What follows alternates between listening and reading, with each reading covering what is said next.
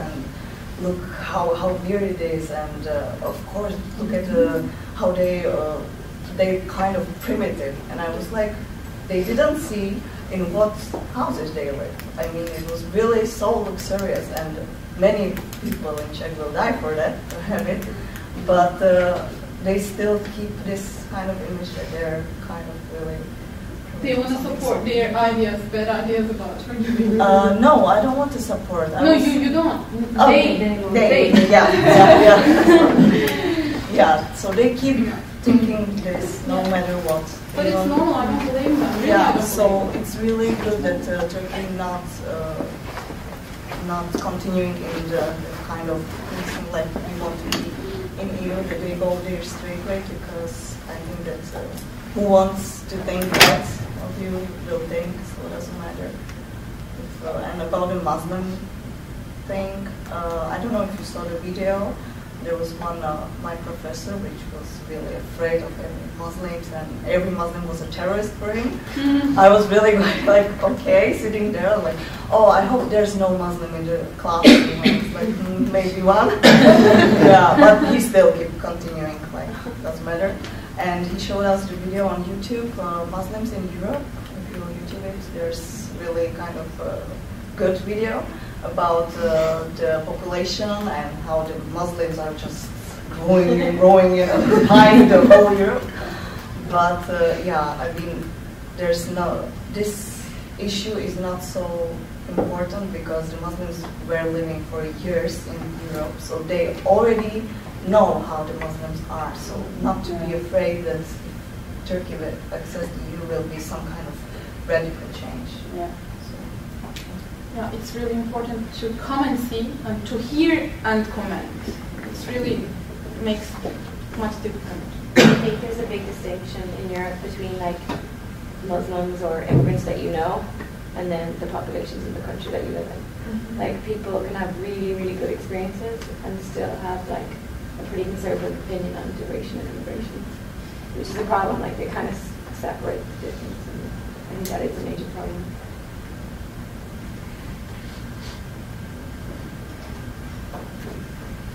Is it, what you get is... Very interesting stuff.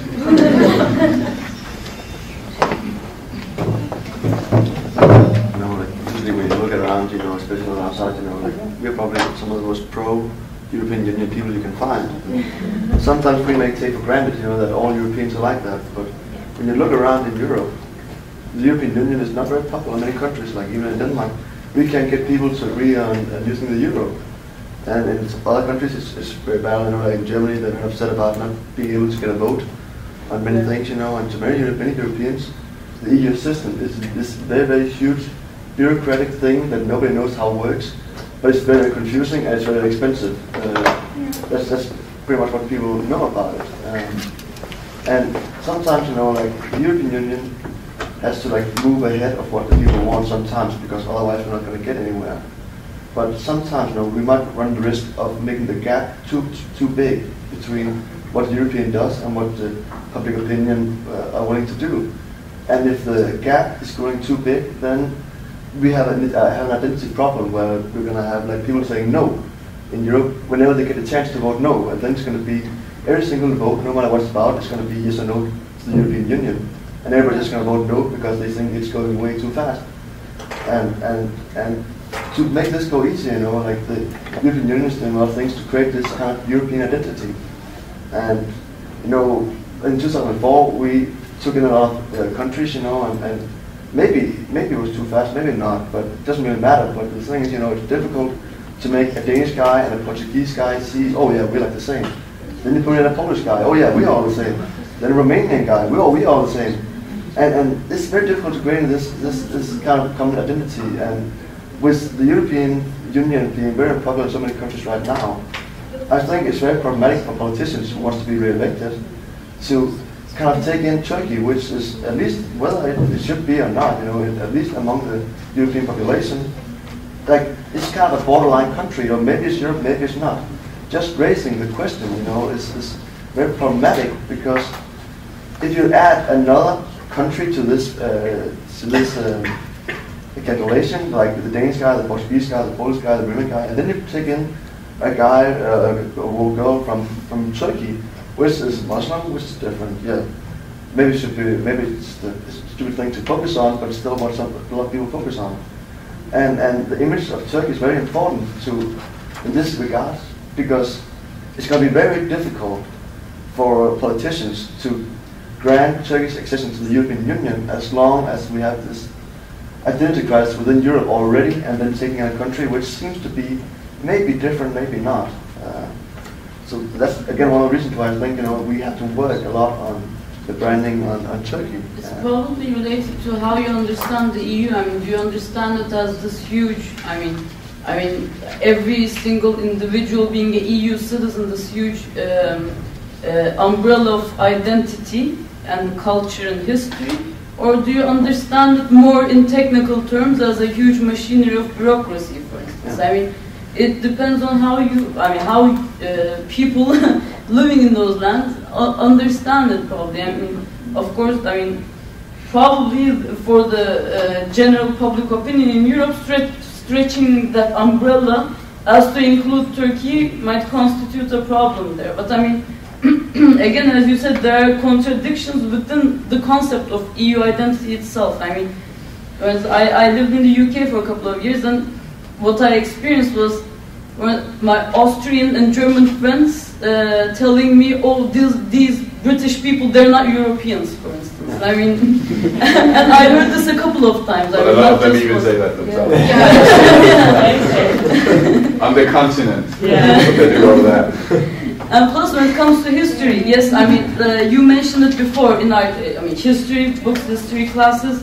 We learned that, okay, Europe has been fighting with the Ottoman Empire for hundreds of years. We also read the same things, we also learn the same things, but it's also a bit ironic that, the European countries themselves have been fighting with each other probably more than they've been fighting with the Ottoman Empire. I mean, it's probably how you construct the history. I mean, what parts of it do you want to emphasize that's important? It's also, they also shifted from, from the beginning talking about it, like this big European identity into, they're still talking about European identity, but they're trying to coin this term unity and diversity, you've probably heard about, which is more like an additional, kind of identity that doesn't necessarily have to compromise the, national and regional and other kinds of identities. So they're trying this, multiple identity kind of thing. How well it works, it's, a thing that could be discussed for ages, but.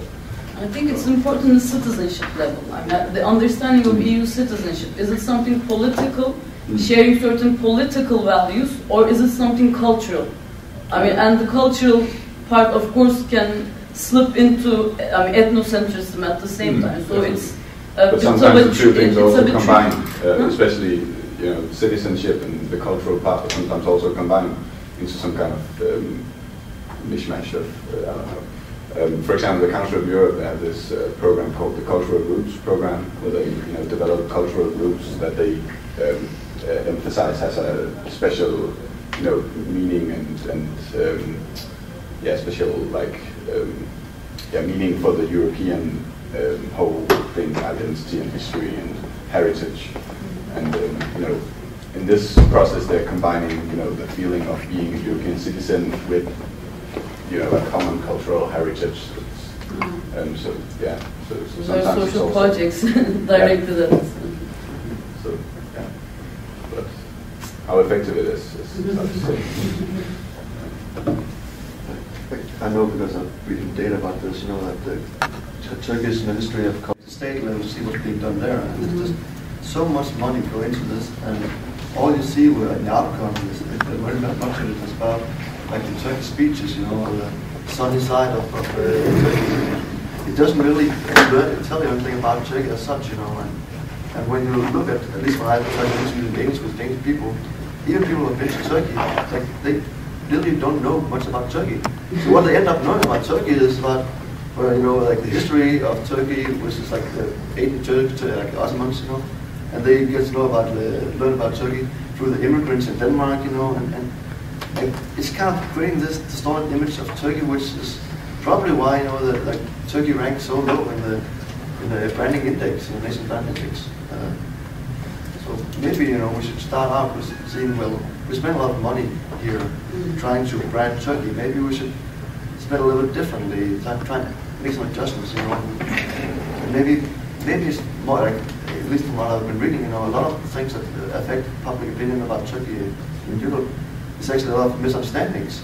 So maybe we should start out by correcting some of those misunderstandings and then see, well, where do we go from there? But do people want to change their minds? I mean, that's another thing. I mean, it's easier to have certain mental categories that these are uncivilized. I mean, you cannot force them, to acknowledge what is, I don't know, the contemporary realities of Turkey. Maybe they do say, for instance, like you say, I mean, thousands of European tourists come to Turkey every summer. I mean, thousands of them. And I mean, they do get to see this, I mean, a touristic part of the society. Again, Turkey is a very, heterogeneous society. But still, I mean, do they want to change their opinions? Do the Turkish people want to change their opinions concerning European people? That's also an issue. I mean, yeah, difficult. It's very interesting because that's actually one of the main points in what I'm reading about. One of the things is that like most of the tourists going to Turkey from Europe apparently are going on those resort kind of tourist ventures, where they just go into the resort, go to the beach, and they're isolated. They don't really experience like the real Turkey, and that's a huge problem. And sometimes, at least especially with apparently when we're reading the Dutch tourists who go into Turkey, a little bit prejudiced about what Turkey might be like, and they go on these cheap vacations to Turkey, and then they can't see what they want to see. So whatever they see kind of emphasizes the picture of Turkey. So that's one of the main problems with it. But I think tourism could be a good place to start out because so much money is being spent on it, and maybe it wouldn't take that much effort to change it just a little bit. Like it's as part of something bigger, of course, but it might be somewhere that's actually manageable to change. But of course, it's a very complicated process. But Casper, isn't it sort of common for tourism to sort of depict the places in the way that tourists want to see them? Because even if you go to Turkey or you go to Italy, if you really are going to a touristic place, you're not going to see Italy if you go to Italy anyway. If you go to a really touristic place, they're so standardized, so it doesn't really matter if you go to Turkey or. I don't think the sort of tourism industry is not sort of about showing what your country really is. It's more about just letting people have fun with it next to a pool and stuff like that.